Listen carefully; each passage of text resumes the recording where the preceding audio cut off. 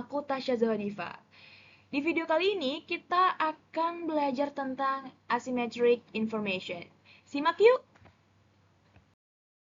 Oke teman-teman, sebenarnya pembahasan kita di mikroekonomi sebelum-sebelumnya itu adalah menganggap atau mengasumsikan bahwa konsumen dan produsen ini memiliki informasi lengkap atau informasi yang sempurna mengenai berbagai variabel ekonomi yang relevan dengan pilihan yang dihadapi.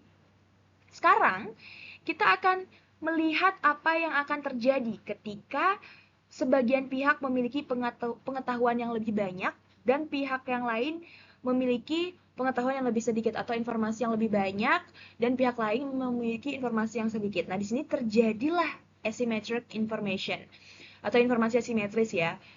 Jadi informasi asimetris ini kondisi pasar di mana suatu pihak memiliki jumlah informasi yang lebih banyak daripada pihak lain sehingga terdapatlah ketidakseimbangan informasi. Nah, ketika adanya ketidakseimbangan informasi, maka itu akan mempengaruhi tindakan mereka dalam bertransaksi. Dan inilah yang nantinya juga akan menyebabkan kegagalan pasar. Terjadi overproduction maupun terjadi underproduction.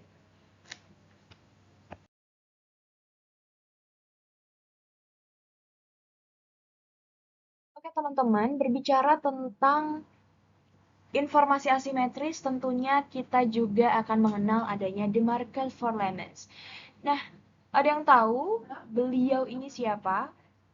Ya, beliau adalah seorang cendekiawan, seorang ekonom, namanya Akerlof George. Jadi dalam risetnya yang dituangkan dalam karya ilmiah yang berjudul The Market for Lemons, Quality, Uncertainty, and the Market Mechanism, Akerlof menggunakan kondisi pada pasar mobil bekas untuk menggambarkan bagaimana informasi asimetris dapat membuat pasar mobil bekas hanya diisi oleh mobil-mobil yang berkualitas buruk atau lemons.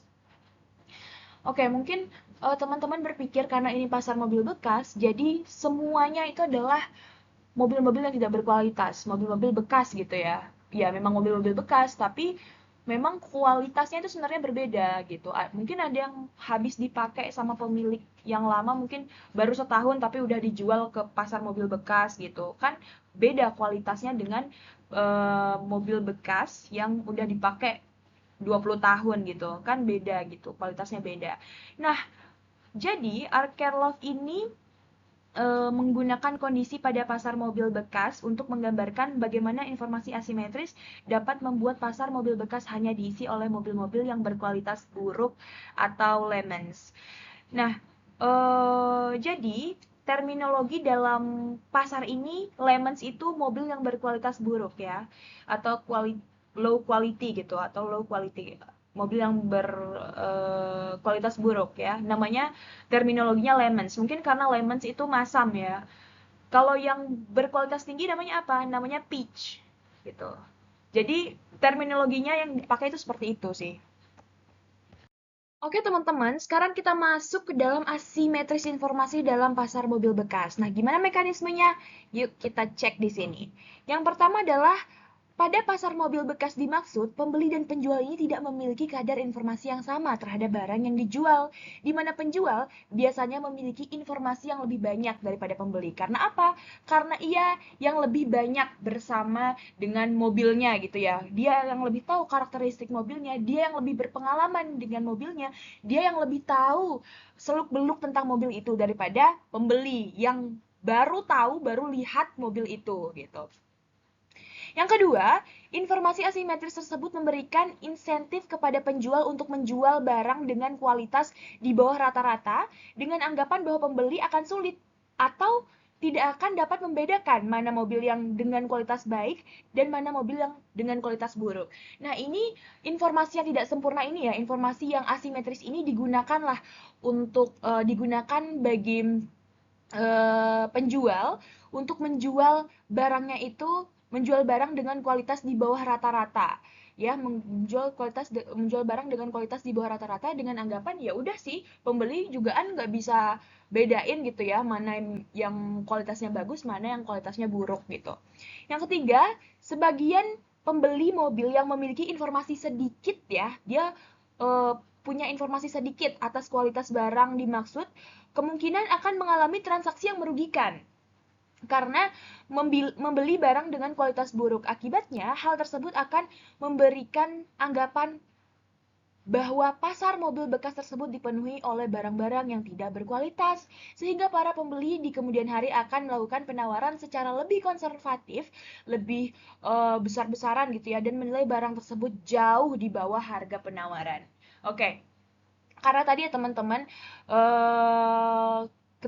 ketika sebagian pembeli itu memiliki informasi sedikit atas kualitas barang yang dimaksud, kemungkinan ia akan mengalami kegagalan transaksi atau transaksi yang merugikan gitu ya, karena dia akan membeli barang yang dengan kualitas yang buruk, Akibatnya hal tersebut juga memberikan anggapan bagi pembeli-pembeli yang lain ini ya, menganggap bahwa pasar mobil bekas tersebut dipenuhi oleh barang-barang yang tidak berkualitas, padahal belum tentu teman-teman. Padahal masih ada mobil-mobil yang kualitasnya itu jauh lebih berkualitas gitu. Sehingga para pembeli di kemudian hari akan melakukan penawaran secara lebih konservatif, lebih besar-besaran karena dengan anggapan tersebut, dengan anggapan bahwa pasar itu dipenuhi oleh barang-barang, oleh mobil-mobil yang berkualitas rendah gitu. Terus dampaknya seperti apa? Kondisi ini kemudian akan menyebabkan para penjual yang memiliki mobil yang masih berkualitas baik enggan untuk menjual mobil mereka di pasar mobil bekas karena khawatir mobil mereka akan dihargai jauh dari harga yang mereka yakini. Karena itu tadi ya, karena anggapan konsumen terhadap pasar itu bahwa dipenuhi oleh mobil-mobil yang berkualitas rendah, maka ia akan ini ya, sehingga para pembeli di kemudian akan melakukan penawaran secara lebih konservatif dan menilai barang tersebut itu jauh lebih rendah daripada harga penawaran. Artinya mobil-mobil yang di atas harga penawaran nggak mau dong menjual mobilnya gitu ya, menjual mobilnya dengan harga segitu, dengan harga yang mereka yakinin, akhirnya nanti mereka akan keluar dari pasar. Dan inilah yang akan menyebabkan pasar-pasar itu hanya dipenuhi oleh mobil-mobil yang berkualitas rendah. Menurut tadi teorinya Akerlof ya, the market for lemons. Artinya semua dalam satu pasar itu, pasar mobil bekas itu dipenuhi oleh mobil-mobil yang berkualitas buruk, mobil-mobil lemons. Oke, ketika kita sudah mengenal tentang informasi asimetris atau asymmetric information, konsekuensinya seperti apa? Dampaknya seperti apa? Apa yang dihasilkan? Yang pertama ada adverse selection. Adverse selection itu adalah munculnya karakter rahasia yang tak diketahui salah satu pihak atau namanya hidden karakteristik ya. Jadi karakter yang tidak diketahui oleh pihak lain yang karakter itu tuh merugikan bagi pihak tersebut gitu. Tapi pihak itu tidak tahu karakter yang nantinya akan merugikan dia. Itu adverse selection. Yang kedua ada moral hazard. Moral hazard ini ada tindakan yang tidak diketahui oleh satu pihak atau hidden action. Nanti kita akan bahas juga lebih lanjut di slide-slide berikutnya. Oke, kita masuk ke konsekuensi yang pertama, yaitu adverse selection. Nah, adverse selection terjadi dalam pasar yang mempunyai informasi asimetris, di mana terdapat karakteristik barang atau sifat tertentu yang hanya diketahui oleh salah satu pihak, di mana karakter tersebut bersifat merugikan dan tidak diinginkan, ya, ini tidak diinginkan harusnya. Tidak diinginkan oleh pihak yang tidak terinformasi. Contohnya tadi, di pasar mobil bekas. Artinya, yang mempunyai informasi lebih dari mobil itu siapa? Penjual kan. Jadi di sini penjual itu tidak menginformasikan karakteristik yang merugikan bagi pembelinya. Itulah nanti ada hidden karakteristik atau ada adverse selection di sana. Setelah itu, dampaknya adalah dalam pasar akan didominasi oleh produk dengan karakteristik yang jelek dan dampak ekstrimnya adalah tidak terjadi transaksi dalam pasar. Karena memang pasar itu dipenuhi oleh low quality goods gitu ya. Dan tidak ada transaksi di sana karena tidak ada permintaan di sana.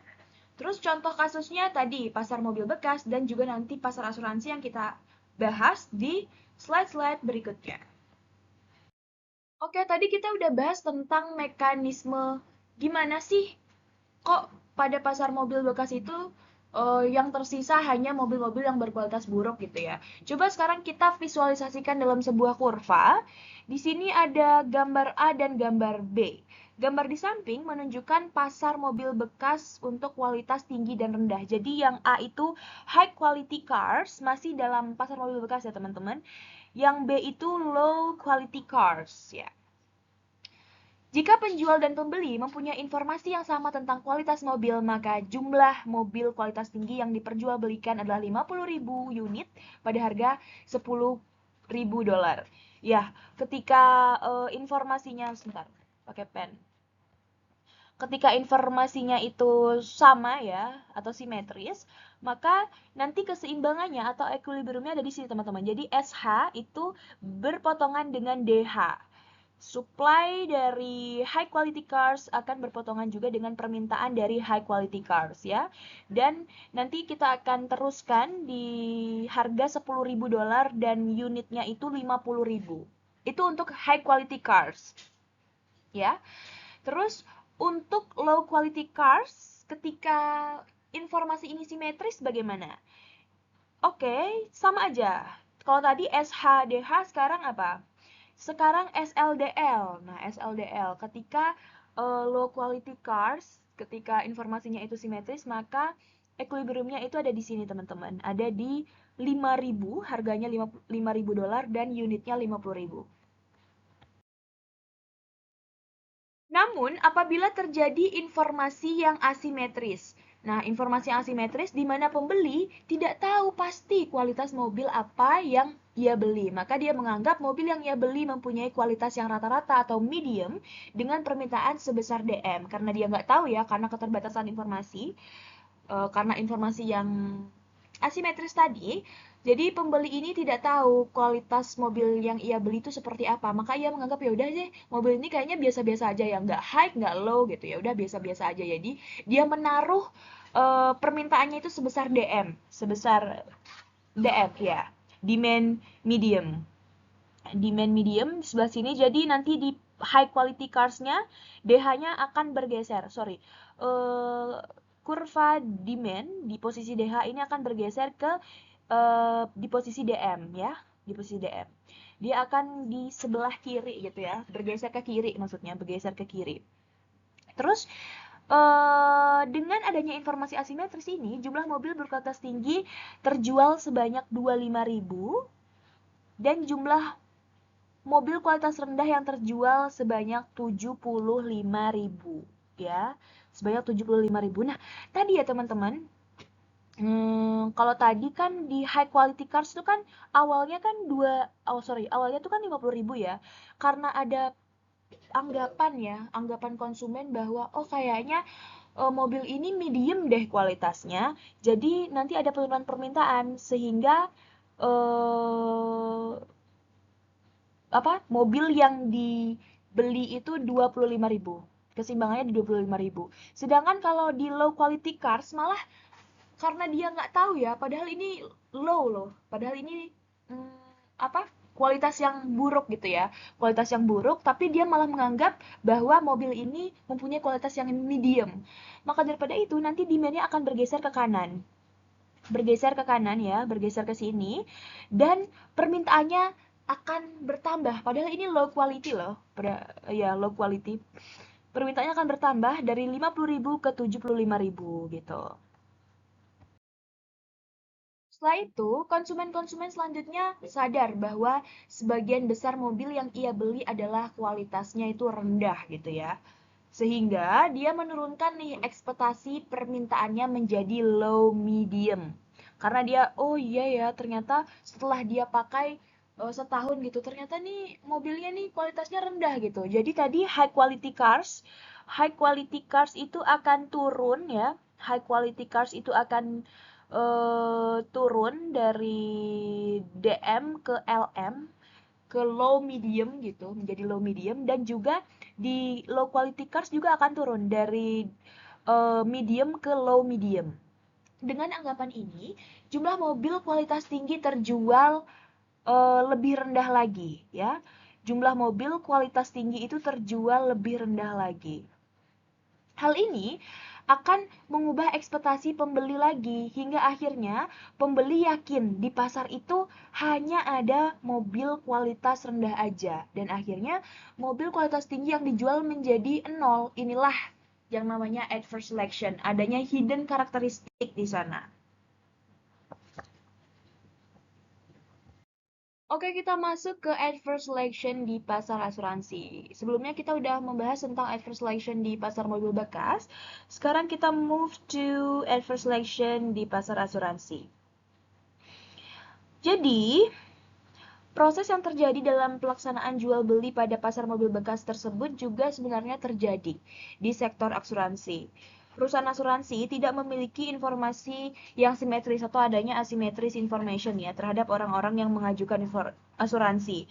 Hal tersebut memberikan insentif kepada orang-orang yang berisiko tinggi ya, kepada orang-orang yang berisiko tinggi misalnya perokok atau orang-orang yang memiliki penyakit bawaan kayak jantung, paru-paru dan segalanya gitu ya, untuk tidak memberikan informasi selengkap-lengkapnya. Jadi itulah taktik mereka gitu ya, taktik mereka untuk tidak memberikan informasi selengkap-lengkapnya. Padahal mereka nih orang yang ini yang memberikan insentif ke orang yang beri orang yang memiliki penyakit berisiko tinggi gitu. Jadi orang-orang ini tidak memberikan informasi yang selengkap-lengkapnya atau namanya full disclosure tentang kondisi kesehatan atau gaya hidupnya agar premi yang mereka bayarkan tuh rendah. Jadi kan premi yang dibayarkan di asuransi ini kan tergantung dari kondisi ininya kan, kondisi dari orangnya gitu ya.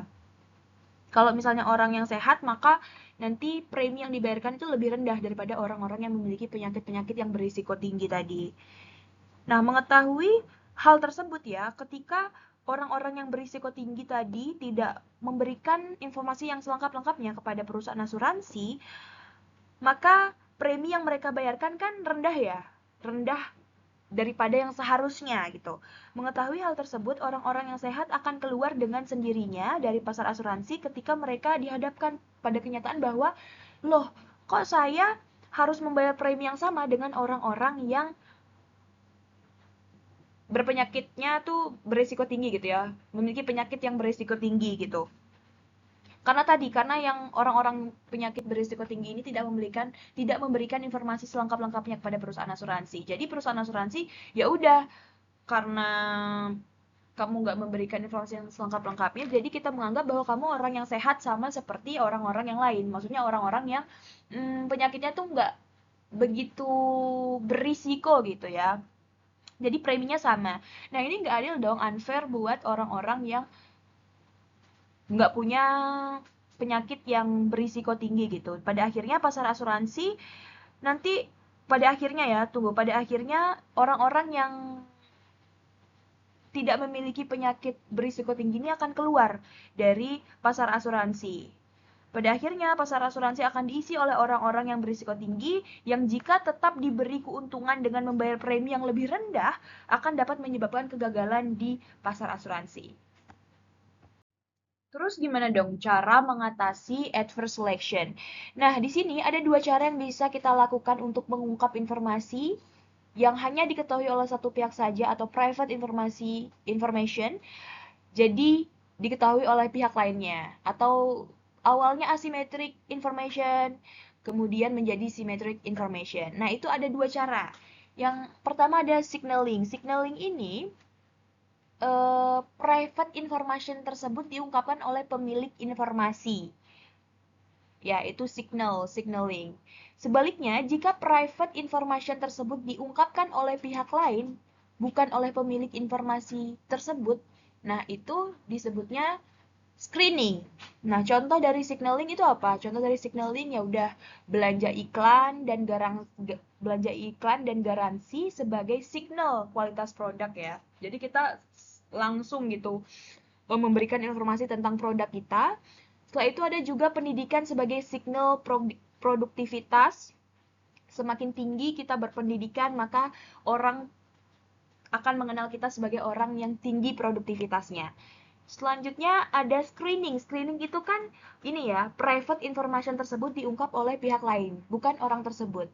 Jadi, perusahaan asuransi mengajukan pertanyaan kepada calon pembeli polis. Misalnya dia mengajukan pertanyaan, eh kamu ada sakit bawaan nggak gitu, atau riwayat-riwayat penyakit tertentu.